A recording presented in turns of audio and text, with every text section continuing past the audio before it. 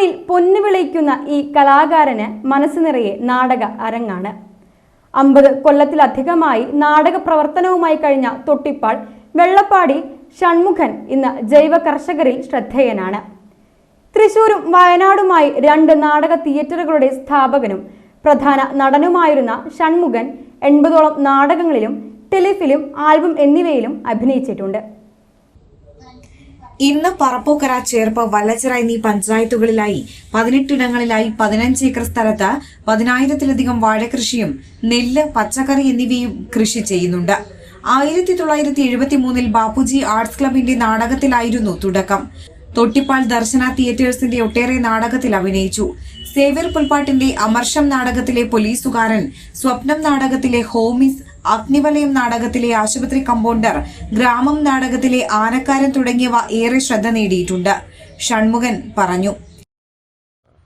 പണ്ട് നാടകം ഇവിടെ Bapuji arts and sports club എന്ന് പറഞ്ഞ് 1973 നാടകത്തിന്റെ റിഹേഴ്സൽ നടക്കുമ്പോൾ അതിൽ പ്രോമറ്റ് ചെയ്യാൻ ഒരാൾ വേണം എന്ന് പറഞ്ഞ് എന്നെ കൊണ്ടുപോയത്.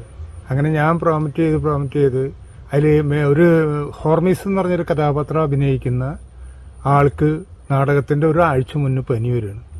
ആ പനി വന്ന സമയത്ത് അന്ന് AP യോഗന്നാൻ, ഒല്ലൂരുള്ള AP യോഗന്നാനാണ് അതിന് ഡയറക്ടർ. അദ്ദേഹം എന്നെ വിളിച്ച് പറഞ്ഞു, ഒരു രക്ഷയില്ല, ഷൺമുഖൻ ഇത് ഈ റോൾ അഭിനയിക്കുക. അപ്പോൾ എല്ലാ ആളുകളുടെയും ഭാഗം എനിക്ക് ഭയമായിട്ടാണ്. കാരണം വെച്ചാൽ ഞാൻ പ്രോമറ്റ് ചെയ്ത് കൊടുക്കണതല്ലേ.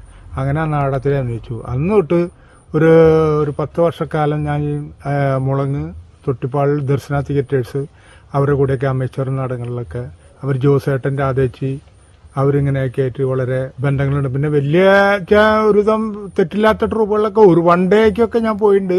ഈ ഒരാളൊക്കെ ഒരു ദിവസമൊക്കെ ആളില്ലാത്ത നിലയ്ക്കൊക്കെ പോയി അഭിനയിച്ചിട്ടൊക്കെ ഉണ്ട്. പക്ഷേ ഇതാണ് മെയിനായിട്ട്. പിന്നെ വയനാട് ഞാൻ ജോലി ഉണ്ടായിരുന്നു. എനിക്ക് അബ്കാരിയിലായിരുന്നു ജോലി. അബ്കാരിയുടെ ഓഫീസിലായിരുന്നു മാനന്തവാടി.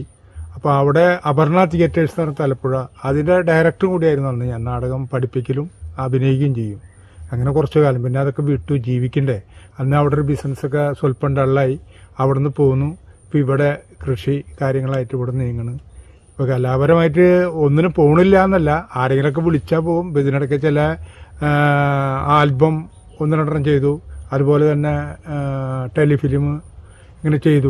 ഇപ്പോഴും വിളിക്കുന്നുണ്ട്. പക്ഷേ എന്നെ സംബന്ധിച്ചിടത്തോളം പറഞ്ഞാൽ എനിക്ക് ഇവിടുന്ന് ചുരുങ്ങിയത് ഒരു 10,000-10,000 വാഴയുണ്ട്. അത് 17 സ്ഥലത്തായിട്ടാണ്. ഇതൊക്കെ ഞാൻ തന്നെ നോക്കണം. മക്കളെ ഹെൽപ്പിന് ആരുമില്ല. മക്കൾക്ക് ഇവിടെ ഷോപ്പുണ്ട്, ഞങ്ങൾക്ക് സ്വന്തം വെജിറ്റബിൾ ഷോപ്പുണ്ട്. ആ മരുന്ന് ഇതിൻ്റെ മെറ്റീരിയലൊക്കെ ഞങ്ങൾ തമിഴ്നാട്ടിൽ നിന്നാണ് കളക്ട് ചെയ്യുക. അത് കൊണ്ടുവരലൊക്കെ ഒരു മോൻ. അപ്പോൾ എന്നെ സംബന്ധിച്ചിടത്തോളം ഈ കണ്ട കൃഷി മുഴുവനും ഒരു വർഷത്തിൽ ഒരു 50 ലക്ഷം രൂപയുടെ അടുത്ത് കൃഷി നമ്മളിവിടെ വിളവ് എടുക്കുന്നുണ്ട്. അപ്പോൾ അതിൻ്റെ മഞ്ഞൾ, ഇഞ്ചി, ചേന, എല്ലാ വെജിറ്റബിൾ സാധനങ്ങളും മാക്സിമം ഞാനിവിടെ തയ്യാറാക്കുന്നുണ്ട്. അതൊക്കെ കൂടുതലും ജൈവം തന്നെയാണ്.